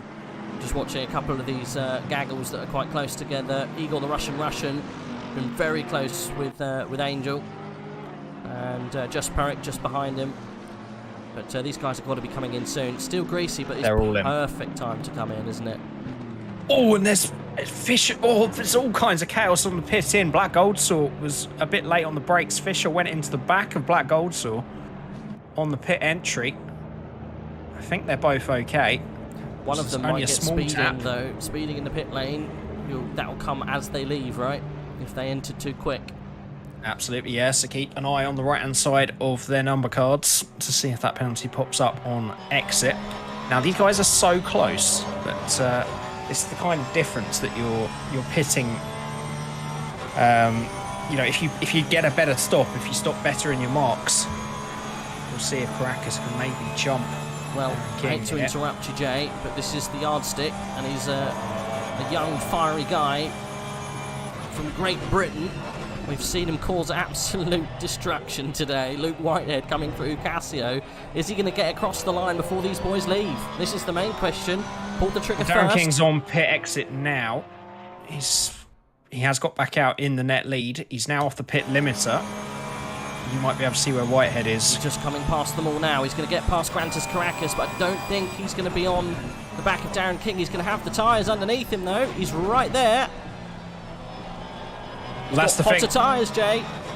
They'll now be up to pressure, and presuming he's got those pressures right, that outlap was definitely good enough, considering that he has passed Caracas, and Darren King's going to have to make that BMW as wide as the old M6, although the M4 is actually, contrary to popular belief, a wider car than the old M6, which surprised me very much. Here comes Luke. Here comes Luke. Have a look Exit down of the the inside S's. them. Yeah, this is not where you want to be, though. This is one of the worst corners to try it around the outside. Thinks better of it. Backs off. But every corner he's giving crucial temperature to those tyres for Darren King. Will he have a go? The Porsche so strong in the hairpin. Darren King surely going to take the inside line, though. Goes more middle of the road. Doesn't really give him an option either side. He defended so well for Caracas for half an hour. We'll see if he's got the same skill against a very up for it Luke Whitehead in that Porsche. Luke's been fiery all race, hasn't he? He's been wanting to get back to the front end after what happened at the beginning. He's just wanting to get back. We didn't see what happened with those boys before, but obviously Trevor Wenham got himself into the lead. And then you saw what happened with the little bump draft that caused Luke to unfortunately tap the rear end of Wenham, and he completely missed Spoon. And he managed to get back on into 8th or so. You're all right, you're oohing back there. Massive contact, Connor Wright. Kuhn and Parrock. I was going to say there's an almighty train behind Igor who's done really well out of the pit stops. Oh, yeah. And it was Kuhn and Connor Wright that came together. And it was just Parrock that got caught up in that as well. Massive incident, Spoon. Yeah, we caught that, just as you say. Went back, had a little bit of the replay. We got that just in time. Some people saying, can we look at what happened in the previous? If it's outside of a minute, we can't replay it, unfortunately, guys. That's all we get to see. If I just get it straight away, you can see it straight up. So, there we go. Grantis Caracas not switching the car on here, Jay. 2 seconds back. He's going to be under pressure from Bauer if he's not careful. Fisher, one of those guys, also hasn't switched it on. I don't know so much at the top end. I know the McLaren's never been the best car in the wet with this newer patch, and with these guys at the skill level they are, I'm not sure that's as applicable, but he's definitely not looking as pacey as those front two guys. And Darren King definitely looks more comfortable on the wet tyres than he did on the dry. And, but he's got a new foe hunting him down now. It's just a shout out to Igor. It was that drew my attention to that battle that saw that crash, but he's jumped up from I think 13th to 7th in those stops. Done very well, he was already ahead of that group before the incidents even happened, so really strong, and we'll see if that meant he's got any more pace. There's a big gap between Yonkers and the top 5, so that might be 6th might be the best he can do, although we expect Bauer to have penalties coming his way. But good recovery from him at the moment. Yeah, he's in a bit of a fight at the moment, though, isn't he? I think, well, no, he's got, is it Hacker and Dimitrov very close to him? So we'll just jump back to those boys, see what's going on with this little gaggle. On board with Dimitrov. You see Hacker just in front. And there's Igor in the Bentley. The Bentley should be at home in these conditions, though, right, Jay? Really? It's a nice, stable, big car. Well, that's what I think's done it for him. He's either pitted earlier or later. And Pitted on the second bunch of pits, so the one after Luke, when everyone else did. So he either got a good stop or had such good pace on that in-lap compared to maybe a few that pulled the trigger early. But yeah, he's definitely showing the pace at the moment. He's taken a few attempts out of Yonkers, and that massive crash behind would have really helped him out as well to take the pressure off behind. We've got some penalties slowly making their way onto the field. Just jumped back on board with Bauer as he nearly hits another guy and nearly took out Caracas into turn 1. Struggling, maybe, slightly with the front running is Bauer. He's being incredibly aggressive. But it's so easy to misjudge it at the margins that these guys play with. But yeah, you're right, 20 penalties coming through. Colagrosso, 20 seconds. Right, I'm just going to go underground and have a little look what's going on. Have a snoop in race control. Take them tea and biscuits. I think they're going to need it. Yeah, we're on board with Bauer. If anything happens, shout me and I'll change to that person. I'd go on board with Luke Whitehead and the battle for the lead. There you go. We've got a helicam of Luke Whitehead. Right. Okay, today, contacts involving cars 21 and 9 on that one, no further action. Some more no further actions. And we've got contact involving 332 and 47. 5-second time penalty for 332. Now 332, that is Daniel Naves. That'll be for pushing another car off the track. Contact involving 13 and 132. 5-second time penalty for car number 13. Car number 13 is Hugo Merlers, who's currently out of it, causing a collision. And oh my goodness, Jay, there is a lot there that's cut. Oh my god. Oh no, was I looking at the wrong thing? I might have been looking at the wrong thing. I'm terribly sorry. I'm looking at the wrong thing. At least we're all... Reading out penalties for a different race. I was reading out penalties for the wrong place. I'll go straight to the seconds. Everything else, no further action, doesn't matter. 47, 22 and 65. Alright, so that's car number 47, 62. And, sorry, 47, 22 and 65. That's Vince van Merville and co. 10-second time penalty for 22 for causing a collision. That'll be Hubert Semelinski. A 5-second time penalty for car 29 for causing a collision. And this is the big ones here, Jay. I'm not going to go through them all. Let's just say half the grid. 20-second time penalties for car 13 for causing collisions. 2 licence points. That's on the back straight. And that's car number 13. So it's Hugo Merlers. We did actually think that it was Merlers that caused that issue, didn't we? It was definitely Merlers that was the first car that was round and in a barrier. But yeah. So it was obviously his fault as well, unfortunately. And then, yeah, the chaos ensued after that, as I don't think many people had many places to go. No. Then we've got 5-second time penalty for Vulcan for causing dangerous driving on the back straight. And here we go. So contacts involving 21, 58 and 44. Time penalty for car 44 for causing a collision in a braking zone before the final chicane. 2 licence points for car number 44, and that is... That's Colagrosso. Okay, and that's the big one that you can see there on the screen. So yeah, at the moment we haven't got to the big one of topic, which we will get to soon. As soon as it comes up, I will dip and find out what's happening as this battle heats up between the two top boys.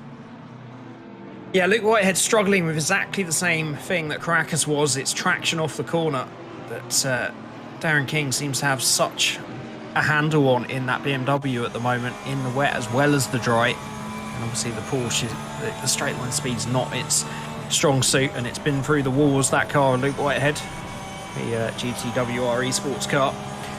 And that might also be affecting his top speed, but it's just like second nature to Darren King at the moment. I wonder if he was a bus driver in a former life, the way he's defending today. And just like buses, if he manages to win, you wait for 1 and 2 come along at once. I'm talking about wins, of course. He got his first win Bathurst, didn't he, in AOR Tier 1. There, and I occasionally, I've had a little while to think about that one. Excel with yourself.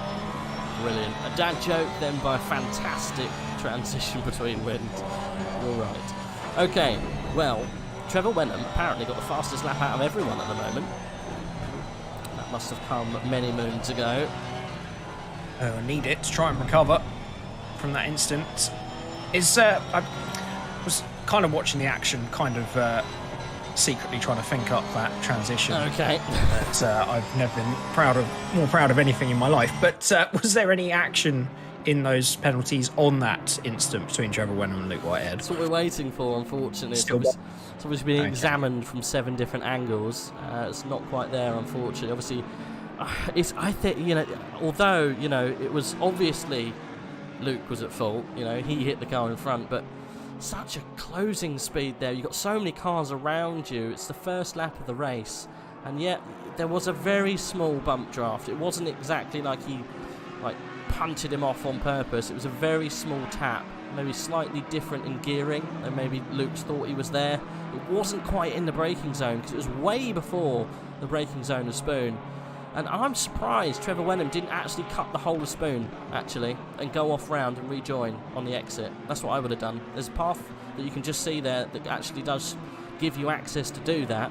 Obviously, you'll get a warning for so, but you probably would have got that taken off by race control if you've got someone to argue your situation, which I know a lot of these guys do.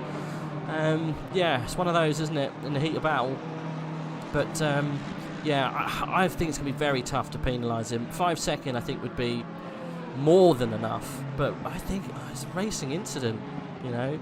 I think a 5 second for someone like Bauer, what happened in the Lesmo, would be more fitting, but yeah, I don't know, it's a tough one. Obviously you've got fans of either driver and they're obviously going to have their own take on it, but that one incident in my eyes, to be honest, you know, worse things have happened. Yeah, and of course you got to judge it on the incident itself and not the outcome. Obviously was much more detrimental to Wenham's race than it was to Luke Whitehead's, who's got himself back up and challenging for the lead. Talking of challenging, sorry to interrupt you, we've got a real fight going on between the Russian. Yeah, it looks like Hacker is trying to go round the outside of turn 1. Fantastic job there from Felix, good stuff. As he, does that with looks like minimal fuss. Well done from him. We've seen brilliant driving from Felix this season, haven't we? The Madhouse Racing, baby blue looking AMG there. One of the only drivers I've seen that really turns on this AMG Mercedes. It's really, really good to see. Igor, unfortunately, having to sit down and take that one on the chin. He might come back at him, though. Well, yeah, I think it's... if he's being smart about it, there's no reason to fight too much, because the pair of them were reeling in Yonkers, who, just like Caracas, is also struggling in that McLaren, now that the heavens have opened. But yeah, I mean, Felix is... he needs to sort out qualifying, because the way we've seen him race so far this season and come back through the field, if he can find a bit more pace in qualifying in that Merc, he'd be a serious contender, because I'm sure he's gaining about an average of 10 places a race at the moment, the way he's coming through. But yeah, Igor, if he can stick with him, this pair will catch Yonkers in 6th before the end, the way they've been going. So not over for Igor if he stays interested, as Felix runs a little wide in Spoon, but gets away with it. And talking of... oh no, don't worry. It's all right. I thought Barrett got past Caracas, but... you're all still the same. Timing screen not. I was watching Yonkers dart past the screen as Hacker kind of takes command of what we're watching, because Yonkers is just a little bit further ahead. He was full opposite lock into the first Lesmo, which was really good to watch, especially as we weren't focused on him. He was all unfocused and sideways. It was great. But yeah, battles going on between Grantis Caracas and Florian Bauer for third place, as Luke Whitehead looks like he has just found his groove behind Darren King. Might be waiting, you know, waiting for the tyres. Hopefully he's thinking, have a go at the end. Let's not all put our eggs into one basket right now. It's unlike Luke Whitehead to wait, but you never know. I genuinely think that's just the pace of the car at the moment. I think it's all up to Darren King to make a mistake for Luke Whitehead to have a go. But yeah, what can we do? What can we see? If we slip back casually into tyre corner. Yes, we're casually meandering our way down into the Michelin area. I don't know that anybody wants this. They're Pirellis, I think, aren't they? Bump paint. But it could be the case that the way Luke Whitehead fired those tyres up to get the undercut, he might have just got them a bit too high at the moment. And Darren King might have got his tyres a bit better in the zone, and it's coming to him towards the end of the race. I mean, 14 minutes left. Within the next 10 minutes, the rain's increasing yet again, so it's just going to get heavier. And you know, he might have taken the pain early on to get the gain in this final 10 minutes. Might be in the window now, but we'll see what the lap times are the next couple of times around. I'm being harassed for my use of Lesmo. I'm so sorry. It's a Deggan around here, isn't it? It is. As Bauer goes very, very wide at the exit of Spoon there. Or should we call it Fork now, just to make everyone else annoyed? Anyway, never mind. Those who know, give us some information on why they call it Spoon Corner.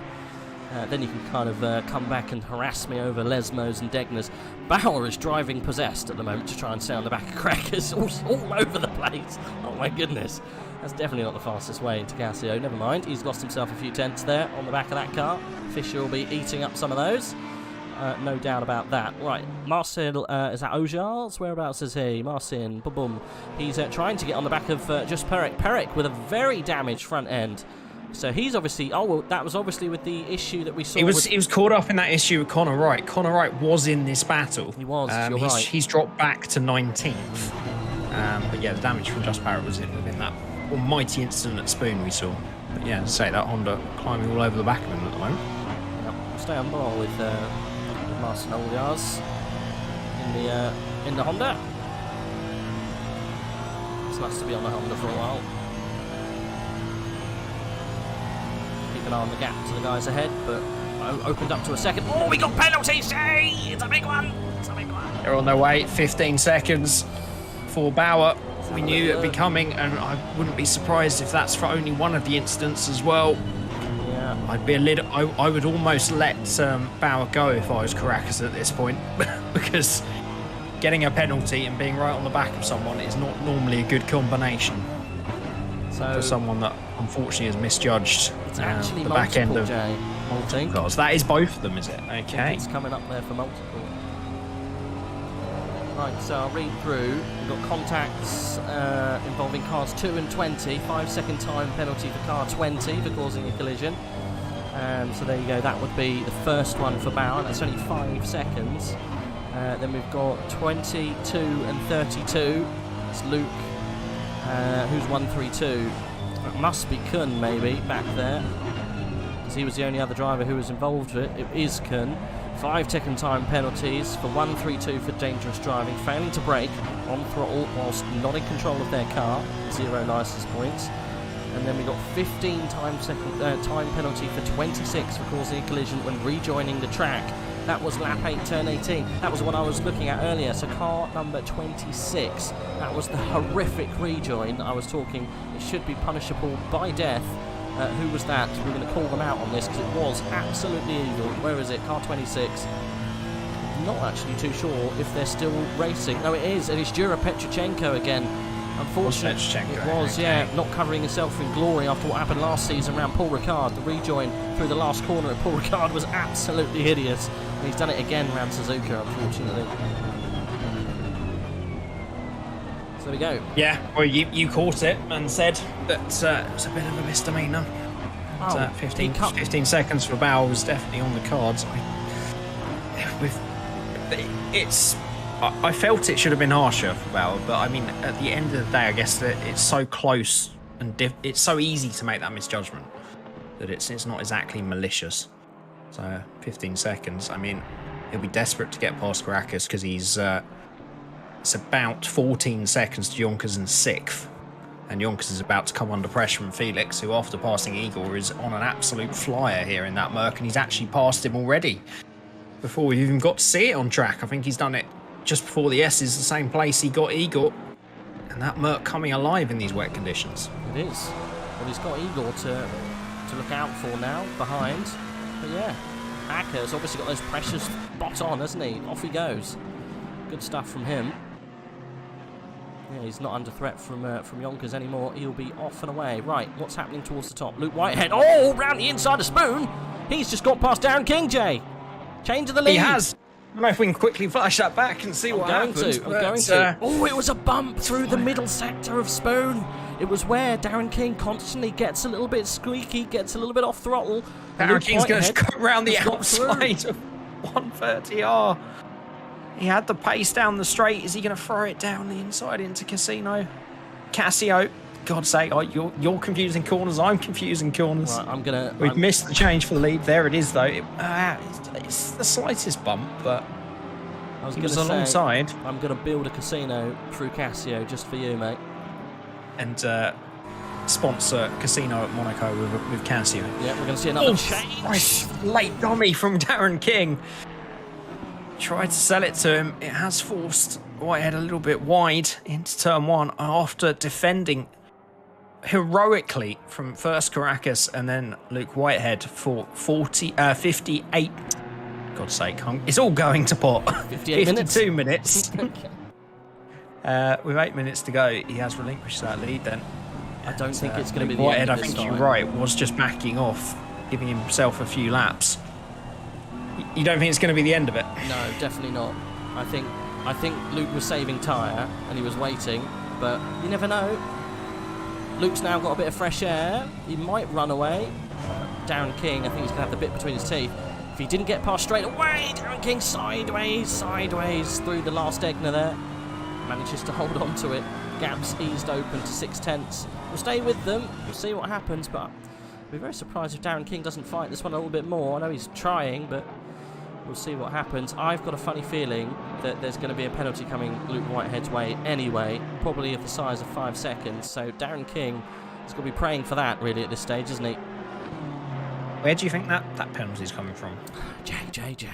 Lap 1, Spoon, Trevor Wenham, Luke Whitehead. I thought you said it was a racing incident a little bit earlier. I'm on the fence. You think it might be a penalty on the way? I'm on the fence, but they haven't mentioned it yet, Jay.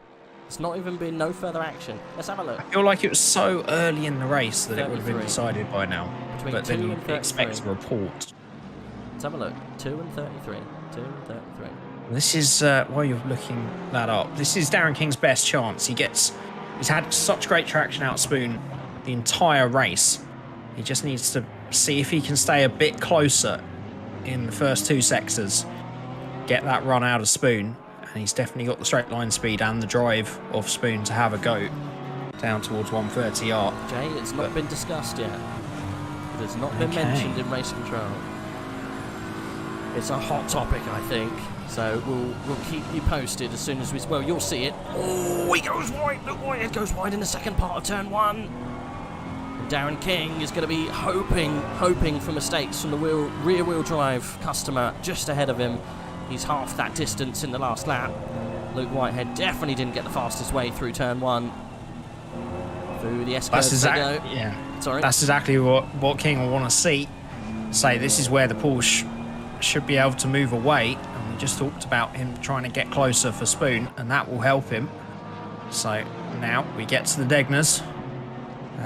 We'll see who gets the better run through here. The Porsche should be slightly better, but he's looked very ragged since getting past Luke Whitehead. Controls it nicely there. A little bit wide for King, but he'll get away with it, no problem. And this is where the Porsche will get a really good drive off it if he can keep it tidy. He goes a little bit slower into the corner to get that drive out with the turn in of the Porsche, and you can see that gap opening up a little bit. This is where Darren King needs to try and find some time through Spoon, because he's got the exit. He's gaining 3 to 4 attempts down that straight, but he doesn't look close enough this time around. So just to clarify what's going on in chat, I think all incidents, you're right, will have to be discussed, even if there is, just to clarify, no further action. If for whatever reason that incident wasn't picked up, it will be discussed after the race, I'm sure, because people will want clarification no more than Trevor Wenham will. Obviously, the likes of Darren King will also be questioning that at the end, but who knows? Obviously, you know, we might have seen something or seen it from an angle that they've seen it from, and there might not have been contact. You just don't know. We saw it from a rear view, from way up high, and it looked like there was contact between Luke Whitehead and Trevor Wenham. There might not have been. We don't know. We don't have all of the bits open to us. So there might not have even been contact to talk about. So we will keep an eye, and it's something we can discuss with the drivers when we get to the paddock at the end. And obviously we'll keep an eye with the race control as well. But as far as I can tell at the moment, guys, there's no mention from race control about the incident on lap 1 at Spoon. That's turn, what is it, 13? Involving Trevor Wenham and Luke Whitehead, currently race leader, holding off. Oh no! I think we might have a disconnect from. I only saw the back end of it. You saw more than I did. I only saw when Trevor Wenham was skating across the grass. I thought we had a disconnect there, but we're all good. Sorry, carry on. They obviously have the right to report their own issues as well if they feel something was involved, as you say. Yes. If Luke Whitehead doesn't completely cock this up somehow, we will hopefully speak to him in about 4 or 5 minutes' time, so we'll be able to get at least an initial impression there. But we've got a race to decide before then. And I'm going to slightly change what I think what King needs to do. So it's get the run off Spoon, but he's actually even closer when they get down the main straight. So he's just going to keep it as neat as tidy as possible. Gets the best run through the chicane, and he has a chance of a run because he gets to within a couple of attempts by the time he gets there. So this isn't done just yet. Oh no. Definitely not. I've dipped back a little bit further. We're on board with the Clown Fiesta Esports of the 888 Samir Foch versus Valentin Barrier in the Bentley. Second highest Bentley today. Obviously that's Igor in P8. This is for P10.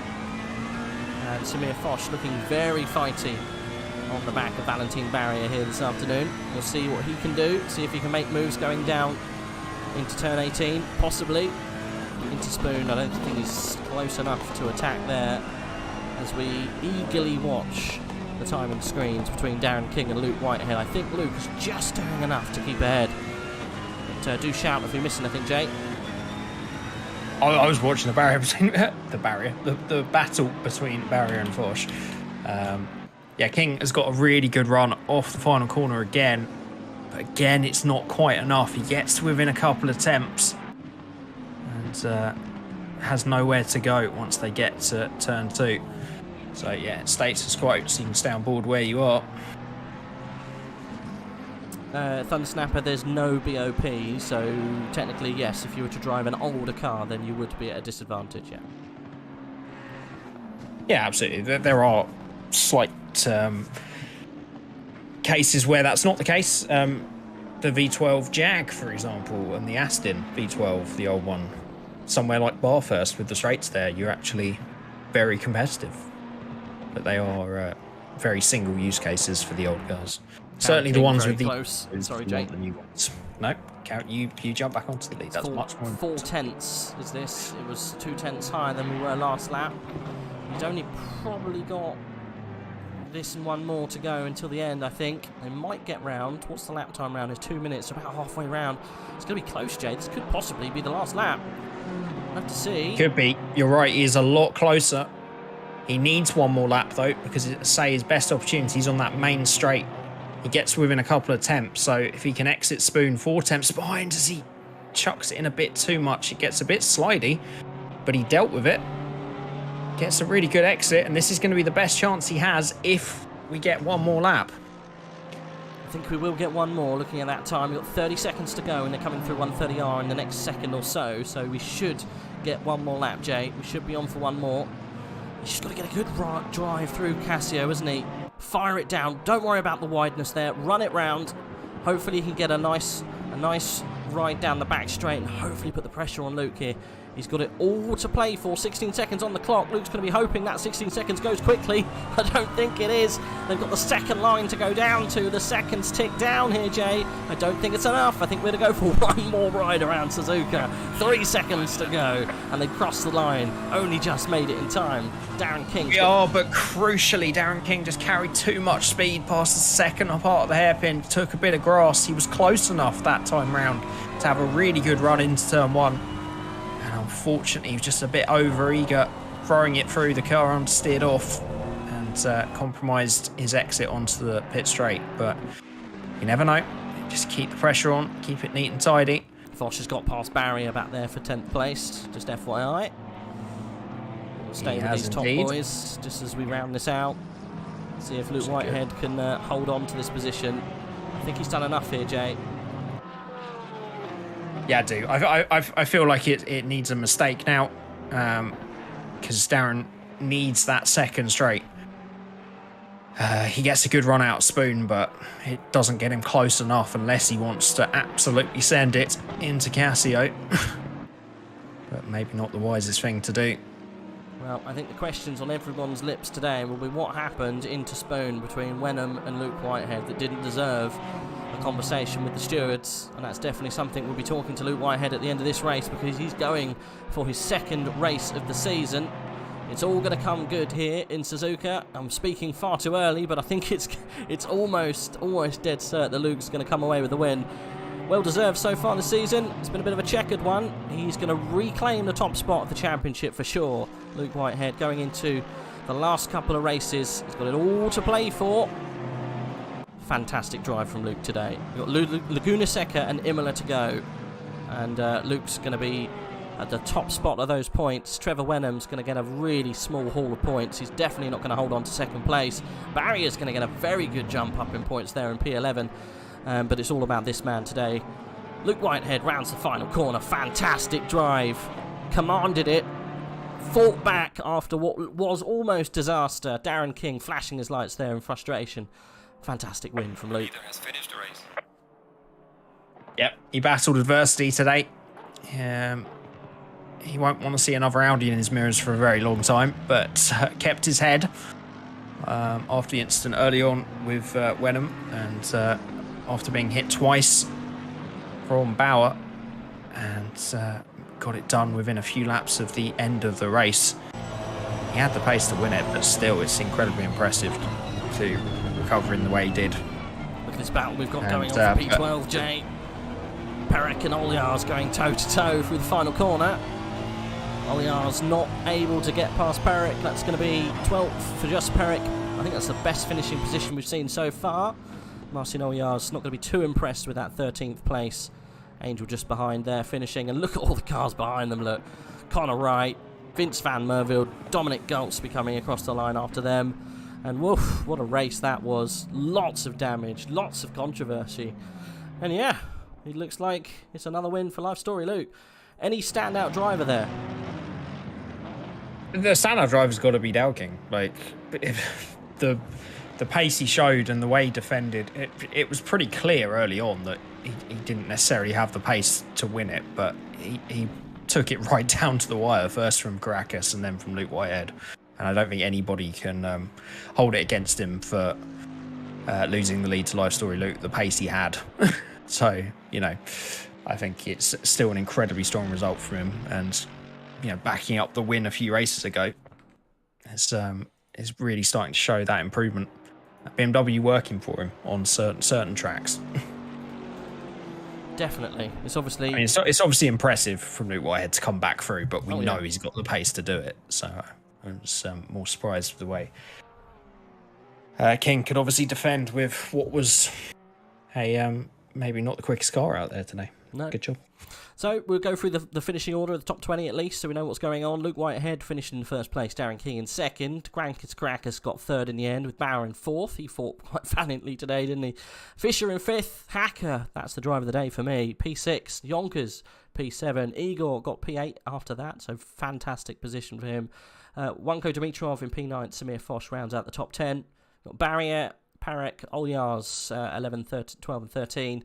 Angel, Colagrosso, and Kieran Prendergast, 14, 15, 16. Some guys are leaving, so it might not be quite right, but Conor Wright, Burnt, Makowski, and Vulcan rounding out the top 20. Fantastic race, really. Like I say, there was conversational points all the way through there with the changeable conditions and everything, and obviously the incidents that happened at the very beginning give us a very topical race for us to shout about, but there's definitely going to be inquiries about what happened there, and I'll be very interested to see if anyone brings that up. But yes, we'll have to maybe have a little conversation and see what the outcome of that little tippity-tappity 2 into Spoon, lap 1, never mind. Trevor Wenham's obviously got something to say about it. We'll try and find out what that is, but you never know. Right, have we got anyone ready for an interview? I'm sure Life Story Luke would like a little chat, and we might even get a chat with Darren King. Third place, Jay, just before we go, it was Grantis Caracas, wasn't it? I doubt we'll speak to the Lithuanian today. I'm pretty sure he's Lithuanian, isn't he? No idea, Is it but Lithuania? great effort from him. I can't help but feel we might be a little bit disappointed when he was challenging. If he just found a way past Darren at some point early on, I think he had the pace to run away and negate the bad pace of the McLaren in the wet. But still, third place is a great result, great haul of points to boost yourself going into the final couple of races. Yeah, looks like Wanko Dimitrov had a wheel issue again. So apparently he had a force feedback issue a little while ago, and then again had some more wheel issues, some crashing, unfortunately. That resulted in him not scoring the maximum amount of points today. Never mind. And we do have the race winner in for a chat, so let's pull him up and have a little conversation. Luke Whitehead, at one point we thought we were going to be walking down to the stewards with heads held in hands, but you've come out on top, my dude. How did you manage that? Well, it was a messy affair, wasn't it? It was very messy. I think that's fair to say. I mean, lap one, I reviewed the replay just then. I didn't even touch Trevor. It was all netcode. Oh, wow. Dal also looked at the replay as well. On my screen, I didn't hit him. He was like a 10th ahead. So I'm grateful for Trevor because he should have been there with us. But, there's nothing you can do if, I mean, as I said, I didn't hit him and I was lifting when the netcode contact happened. So it's really unfortunate for Trevor, gutting for that. And then obviously I backed off, sort of not knowing what to do because obviously I didn't know where Trevor was going. I didn't know where everyone else was. So I kind of just backed off, lost a few places, and then got smacked around a bit. Got half spun once, got pushed into Matthias Kuhn into the final into the Casio Triangle, which was not fun. I'll be honest, not fun. It was yeah, that was with Bauer and Kuhn, wasn't it? Yeah, Midway Bauer. through. Yeah, Bauer tapped me a few times, which was frustrating. I mean, the Audi was extremely quick in the straights, and I think the problem is the Audi is incredibly quick in the straights compared to the Porsche, which is really slow, and the Delta just caught Bauer out a couple of times, so, it was unfortunate. But, yeah, and then obviously came in a lap early to go on to wets, and it paid off. It really did. So I luckily got into P2 straight off the bat, and then, yeah, it was all about just trying to feel out where Dal was weaker and stronger, and at the middle of that stint, he looked really strong. But I was kind of just sitting there trying to observe and see, what would happen. I knew I overfueled by about 5 laps, which wasn't helping. But yeah, I knew my pressures would come into their own at the end, and they did. And then obviously Dal made that slight mistake. Yes. And yeah, and then I just had to take advantage because I knew that was the only opportunity I'd get. So it was, really touch and go, but great racing from Dal, great respect, and I thoroughly enjoyed the battle we both had. Yeah, I mean, I'm glad you brought up tyres because you can slip into tyre corner quickly with me. You touched on it there. Was it a case of setting the pressures for the end of that race, knowing it was going to get heavier and taking a bit of the pain early on, or did you overpressure them a little bit to help fire them up with the undercut? Well, my dry pressures were perfect. I think Dal was about 30 psi, so he was about 2.5 psi up from where you really want to be, and mine were 27.5 all round, which was spot on. But yeah, in the wet, I just went with what I was running in practice, and they were running at about 32 for the first lap, because obviously it was still relatively dry. And then they came down to about 30.5 at the end, and then, yeah, it was perfect, absolutely perfect. I was very thankful that it kept raining as it did, because I think my setup anyway suited the extreme conditions more, so it suited the really the relatively drier conditions and the soaking wet conditions better than the middle ground. So yeah, it kept raining and I was thankful for that. So yeah, happy and relieved with how it turned out, because I mean at the start I was feeling pretty helpless with everything that was going on, so I'm glad it worked out in the end. So it's interesting for all those No. For all those up and coming sim racers and maybe some of those older sim racers that are still pretty bad, don't know who I'm talking about here. Do you find it helps to overpressure those tyres in those early few laps when you're switching to wet, just to make sure you've got the grip? I mean, in the wet, I tend to run my pressures about between 30 and 31. That's usually the optimum. I think the issue is with overpressuring tyres is they can overheat, and that actually gives you less grip. So especially in the dry, it's more prevalent in the dry. So I mean, the range for dry is between 27.2 and 27.8. Anywhere above and below that, your tyres start to really struggle. So, I think no matter what you do, if you go above or below those limits, it just struggles, especially in the wet, as I said. So obviously you need to be 30, 31 in the wet. So yeah, but I think ultimately you just need to pressure the tyres up for how the conditions are. And ultimately that takes a bit of guesswork at times, especially in this race. It took a lot of guesswork. So luckily I guessed right in the end. Yeah, no, it was just referring to that comment of them being 32 on that opening lap, and obviously the undercut worked really well for you. So I just wondered if that slight extra pressure really helped you fire them up on that out lap to make up those couple of places. Yeah, I think what helped more than that, I think, was on the first lap they were obviously on slicks and I was on wets, and by then it had already started raining and the track was greasy. So even by then, at the crossover point, the wets were slightly stronger than the slicks, and that's the only thing that enabled me to get that undercut. I think if I thought I had to try something desperate, because obviously, as I say, around here, especially in the Porsche, it's almost impossible to overtake unless the guy in front makes a mistake. So I had to try something a little bit ballsy, and thankfully it paid off in the end and it worked in my favour. Yeah, I think you chose the right strategy. I'm surprised that not more people came in when you did. Did you think you might have called it a bit too early then? Or do you think you were bang on with that strat? No, not at all. I had full confidence in sort of what I was doing, and I was kind of puzzled that everyone else didn't pit that first lap, because usually, especially around here, it's such a long track, so the track's going to be getting wetter and wetter as you're doing it, and as I say, it's 2 minutes extra of rain that you're suffering on the slick. So I'd have thought that it would be relatively, I don't want to say relatively obvious, to pit for wets, but again, I think all of us did testing in the slicks in the wet, and it felt pretty good. Like even at the start of the race, there was quite a lot of grip. So I think maybe that was the rationale behind the decision making for a lot of guys. But I just took a risk, and it was perfect timing. So yeah, risk taking is always better in my books. Well, when it pays off. Exactly. I yeah.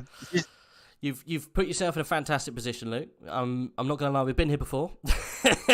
Yeah, we have. We've been here before.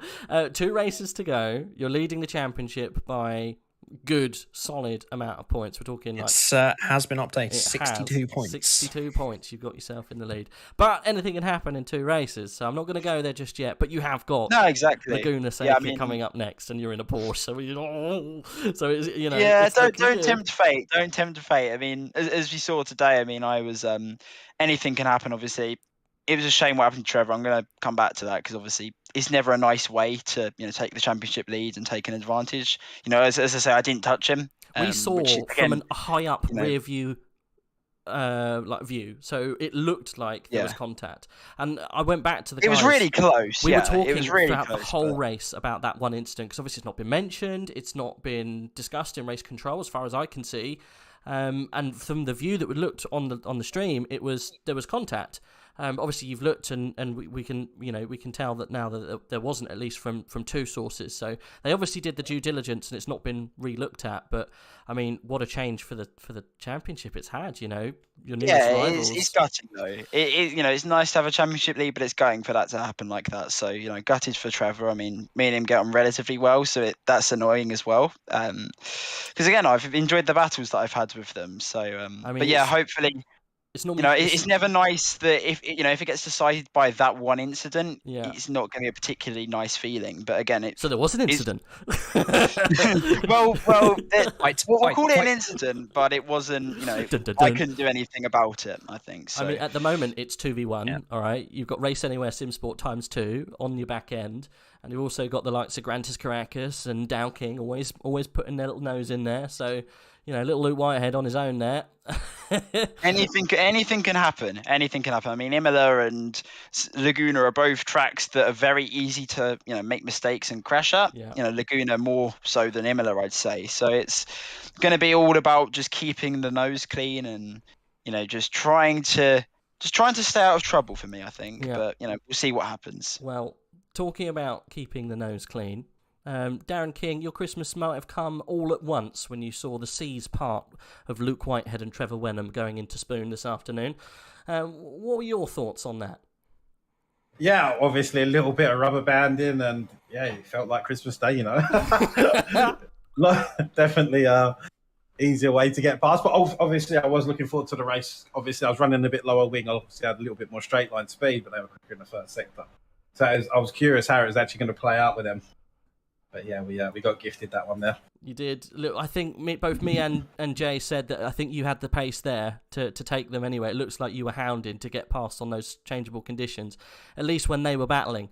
But hey, look, fantastic win, Luke. Congratulations. Thanks for joining us in the comments box. I won't take away from that. But at one point, Darren, it looked like you were making that BMW as wide as anything, and it was yours for the taking. What went wrong going into Spoon? Was it? I know you had a wiggle there a couple of times, and it was that point that me and Jay found that was maybe a little of a weakness, but you're making use of it on the exit. But it looks like Luke just took advantage. Yeah, Luke don't need a second invitation, right? He's on it. So yeah, just that little bit wide, and his nose was inside, and I couldn't block, you know.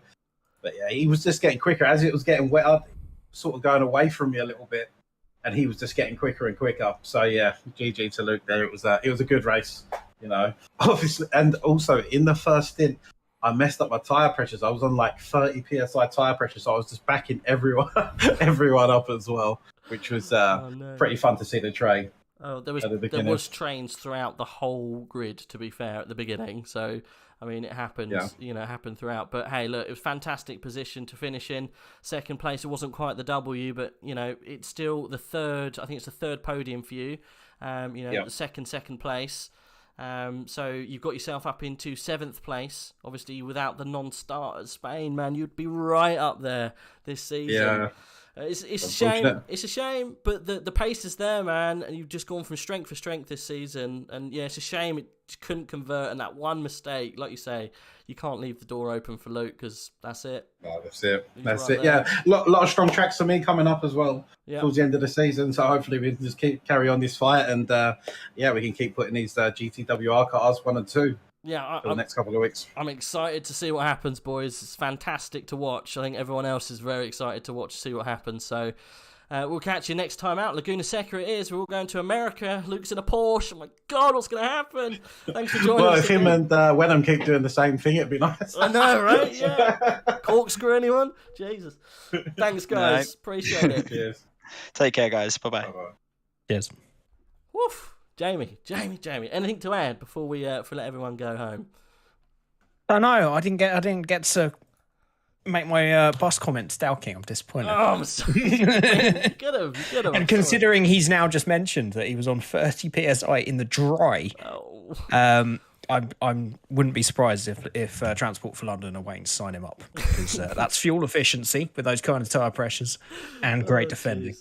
But yeah, that's a terrific effort from him. And I mean, how was he that fast on those tyre pressures? Well, we knew he was struggling, but it was that exit from Spoon. Like, it's so difficult to pass pretty much anywhere apart from the final sector at Suzuka, and then the exit he was getting off Spoon just set him up to defend, also weaving like a madman on the main straight. But yeah, it's a great effort from him, and I guess he only had to go half an hour on the tyres, so wear wasn't too much of a problem. You do that, anyone else does that, and it's just disaster, but not for these guys. It's just apparently they have a different set of rules. Well, there you go. I hope you enjoyed, guys. Thank you very much for sticking around. I know there's only about 40 or 50 people still here. I appreciate it. If you want to watch more racing, you can join us tomorrow. It won't be me, at least. It'll be, I think, John Watts, but it might not be, I think it might be someone else. I think it might be Tetradax that will be joining you for Tier 2 for Suzuka. That'll be same time, same place tomorrow. That'll be at 7:30 p.m. UK time. Obviously, adjust for your current time zone. So there's going to be fireworks there. Let's have a look, see what's going on in Tier 2 at the moment. Daniel Paschke, I think we got currently leading the championship. Oh, what happened to Remy Papin? He was up there popping before, but he's gone. I can't see him. Whereabouts is he? Where's Remy? I can't quite see him in the standings at all. Oh, he's in 12th place. Never mind. Okay, well, lots of people. We've got some people there that weren't there last time. 236 points. Daniel Paschke, he has been right up there in the top there.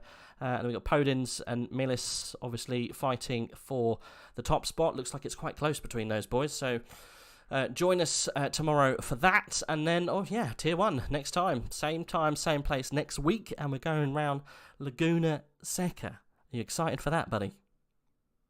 Yes, I think with some of the chaos that we've seen in this season so far, the short, tight track around Laguna Seca should produce some cracking racing. Turn 1 is going to be just an absolute nightmare. I can feel it now. Oh, can you imagine if the top guys come together going into turn 1? Well, I was going to say, just very quickly before we finish, was it? I know there was the incident at Barcelona with when those two were on the front row, but was it those two that made contact there as well? I don't know. That's a I know very good Wenham question.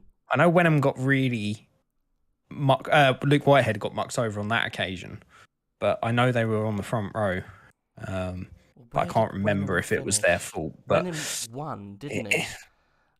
He did, and Luke Whitehead recovered to question. 10th. So I didn't want to bring it up in the interview, but I've had a feeling that it was those two again. So I'm interested to. They just need to qualify on different rows, maybe. I reckon I've got a funny feeling you might be right. I'm gonna have a quick sneak peek. I've got the stream open now, and it's something we can keep an eye on for the next race, because obviously. If it's something happening between those boys, Wenham and Whitehead are right next to each other. I'm like, Jay, can you imagine if it actually was? Let's see. They were very close. There's something in my mind that says I think it was one of the Audis, potentially Bauer, that made contact with Whitehead. But I know those two were on the front row. But I think you're right. It was Macaulay, wasn't it, coming across? And Macaulay that was the other Audi. He wasn't there today, was he? He was not here today. But no, it was Macaulay, and then that put him into the side, I think, of Igor.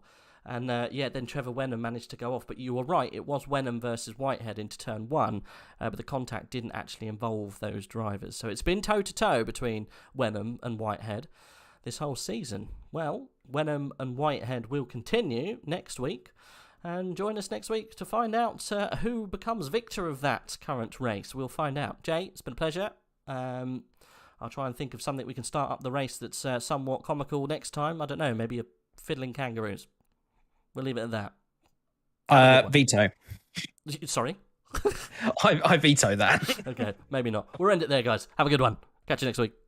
Take care.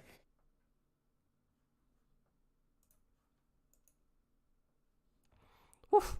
There we go.